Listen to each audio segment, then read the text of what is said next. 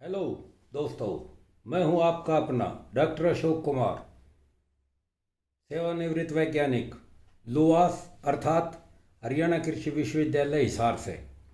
जी हाँ, संस्थापक एवं संचालक, भारतवर्ष की नंबर 1 स्पॉन प्रयोगशाला, मशरूम स्पॉन प्रयोगशाला, सनोव्यू mushroom lab and training centre, 1064 Gandhi Ashram, Narela, Delhi 40। मेरा फ़ोन नंबर है 98 120 19 128।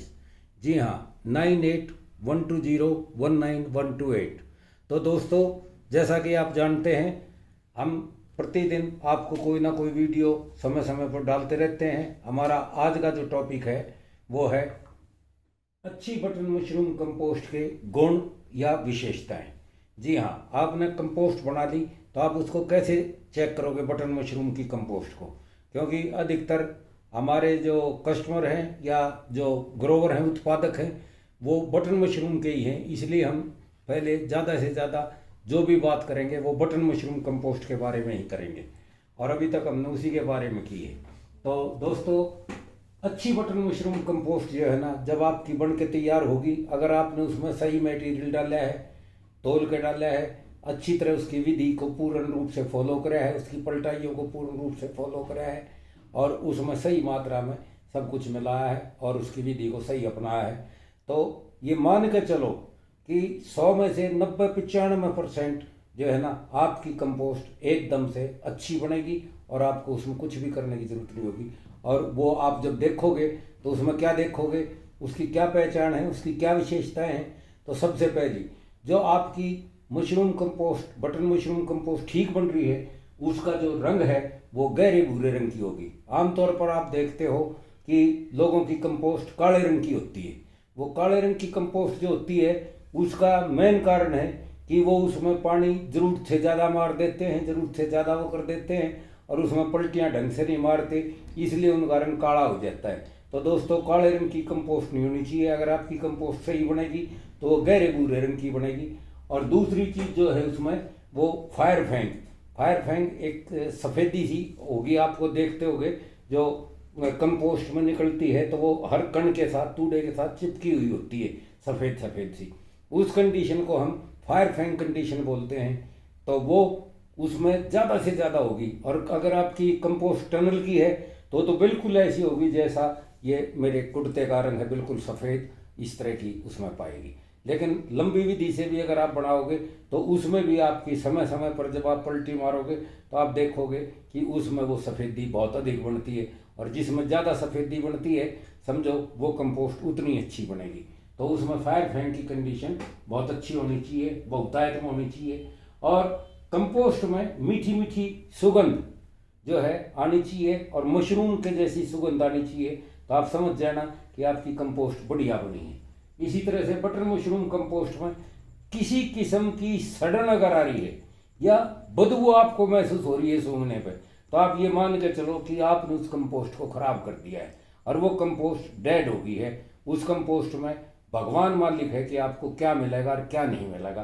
तो उसमें दुर्गंध नहीं आनी चाहिए और उसमें सड़न नहीं आनी चाहिए। अगर आपको उसमें थोड़ी बहुत दुर्गंध आ रही है या सड़न आ रही है तो उसको आप पानी की मात्रा उसमें ठीक करो, और उसमें पलटी आपको हो सकता है 2 3 4 पलटी आपको ज़्यादा मारनी पड़ जाए।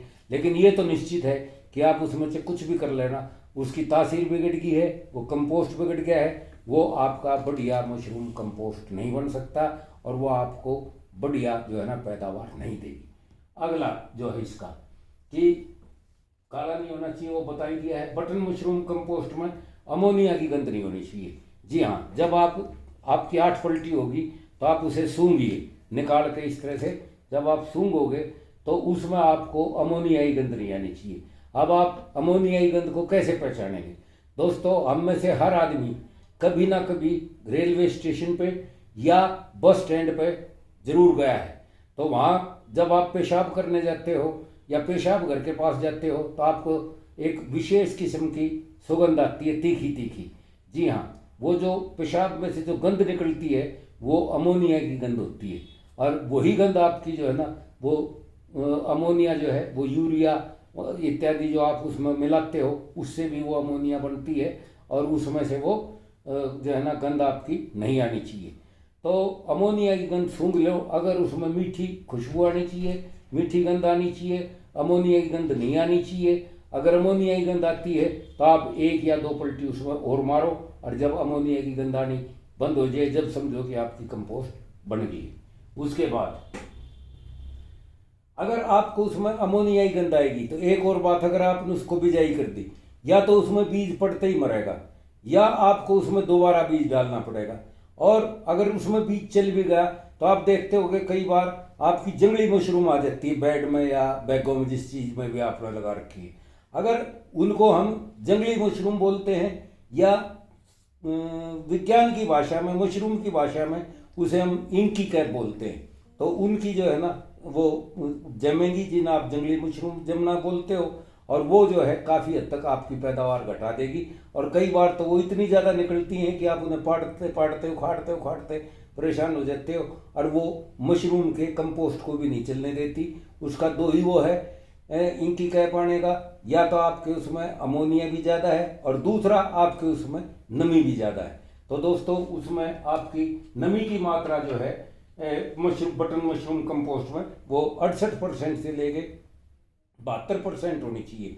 अब फिर आप कहोगे जी कैसे, या तो आपके पास नमी नापने का यंत्र हो, उससे आप नाप सकते हैं, और नहीं तो सीधा हाथ तरीका है कि आप हाथ अंदर तक ले जाओ और लेके कंपोस्ट उसको ऊपर से नीचे तक की, और उसको थोड़ा मिला के फिर उस कंपोस्ट को मिला के, और ऐसे ऐसे करके जो है ना उसको अच्छी तरह से जब दबाओगे तो आप देखोगे कि यहाँ से एक आधी बूंद चमकनी चाहिए पानी की। अगर आपने ऐसे कर दिया, जोर से दबाया, तो वो नीचे उसका पानी नहीं टपकना चाहिए। अगर नीचे टपकेगा तो समझो आपका उसमें पानी ज़्यादा है, उसमें पानी की मात्रा ज़्यादा है, और उसमें या तो स्पॉन जो है ना जब आप मिलाओगे तो वो स्पॉन गड़ जाएगा है, और वो आपका स्पॉन नहीं चलेगा। और हो सकता है आपको ऐसी स्थिति में उसमें से हाथ वाथ निकाल के थोड़ा दिन उसको सुखा के अंदर बेड पे ही, और आपको दोबारा भी ये मशरूम स्पॉन कंपोस्ट में लाना पड़ सकता है। तो बाहर ही देख लो, अगर नमी ज़्यादा है तो आखिर में आप पानी वानी उसमें इतना ना डालें, और उसकी ढेरी को ऊंचा बनाएं, और उसमें से पानी की मात्रा कम कर दें। तो इस तरह से आपका होना चाहिए। अब बटन मशरूम कंपोस्ट की पीएच, जी हाँ, पीएच जो है 7.2 से 7.5 होनी चाहिए। मैंने अपने दोनों सेंटरों पर, बरेली भी और खागा भी, पीएच मापने का यंत्र लगाया हुआ है। एक छोटी सी लैब बनाई हुई है, और मेरा पिछले 2 साल से आह्वान है लोगों से कि भाई आप अपना कंपोस्ट तैयार करो और अपना स्पॉन लेने जाओ, तो अपने कंपोस्ट की सैंपल आप ले जाओ और वहाँ उसकी पीएच टेस्ट कराओ। तो पहले साल तो थोड़े आदमियों ने करवाया, दूसरे साल लोगों ने उसको टेस्ट कराना छोड़ दिया, और क्या कहते हैं आपस में मजाक में या एक दूसरे को, अरे यार वहाँ जाएंगे तो डॉक्टर साहब उसमें कुछ ना कुछ मिलवाएंगे, खर्चा और बढ़ जाएगा।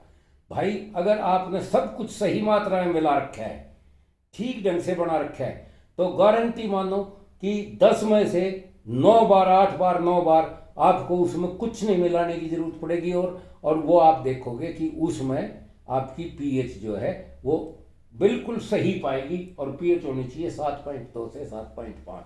अगर पीएच इससे कम या 7.5 से अधिक होगी तो नेचुरल मान के चलो कि आपका उसमें पैदावार आने में दिक्कत होगी, और उसका जाड़ा चलने में दिक्कत होगी, या और उसमें बीमारियां भी ज़्यादा आएंगी।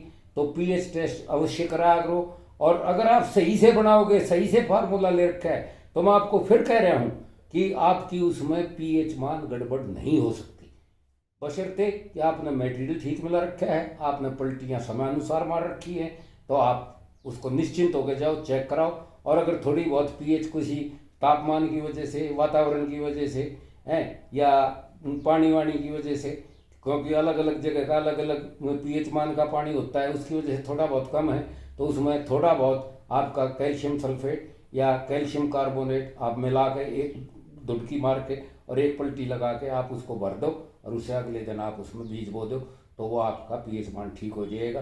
तो ये नहीं कि जब बीमारी आ ले जब भी आपको कुछ करना है, बीमारी आने के बाद, बिजाई होने के बाद, केसिंग होने के बाद, जैसे जैसे स्टेज आगे चलती चली जाती है उसका कंट्रोल करना मुश्किल हो जाएगा।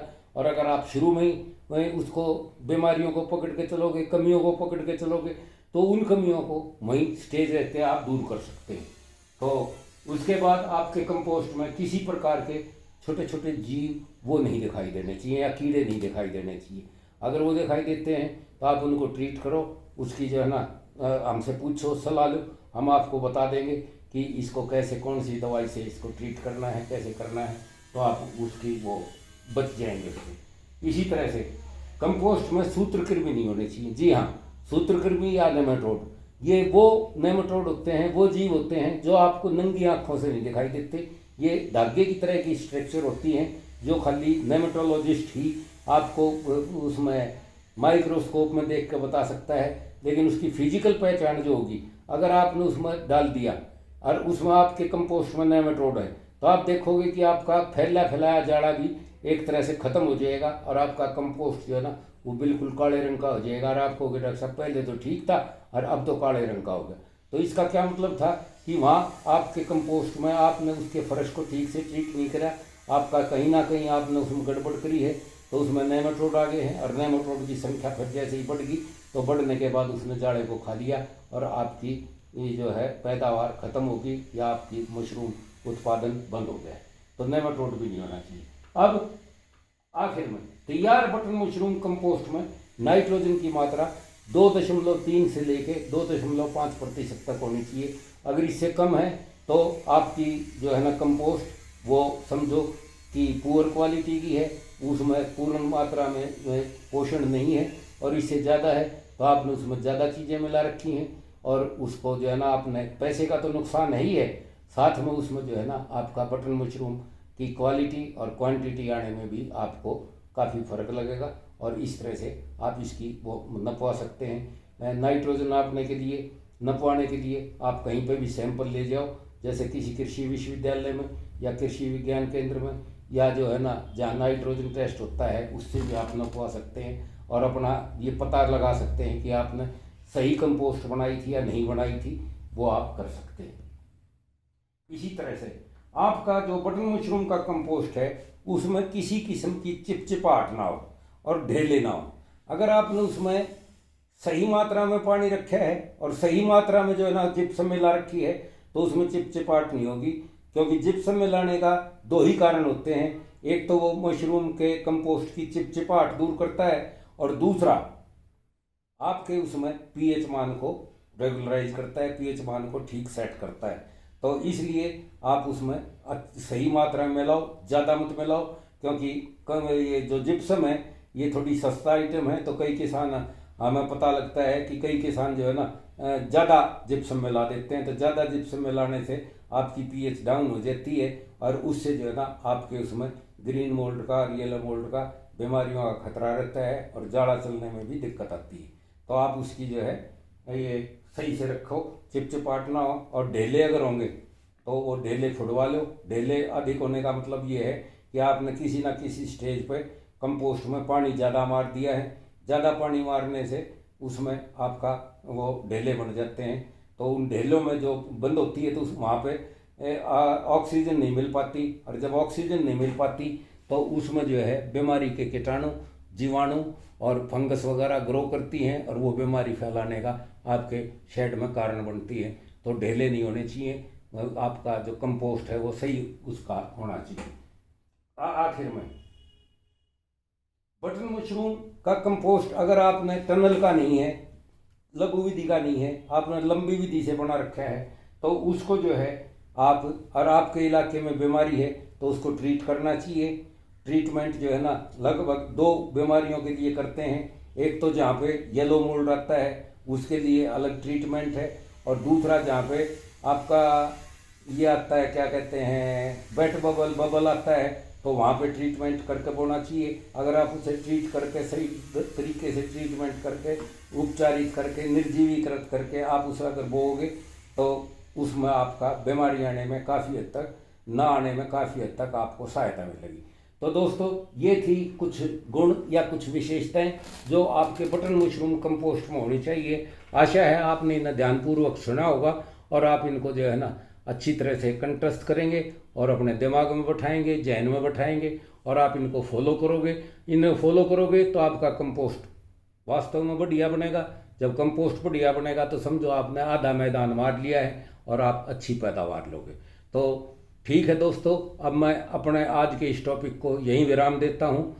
आगे ध्यान करना, अगला टॉपिक और भी आएगा, तो उसके लिए आप इसको जो है हमारे चैनल को सब्सक्राइब कीजिए, बेल आइकॉन दबाइए, लाइक कीजिए, शेयर कीजिए और ऑल प्रेस दबाइए, ताकि आपको समय समय पर ये मिलें और जल्दी से जल्दी ये वीडियो देखते रहें, ताकि हम जल्दी से जल्दी आपको अधिक से अधिक जानकारी दे सकें। तो ठीक है दोस्तों, मेरी ओर से आप सबको बाय बाय, टाटा, नमस्कार।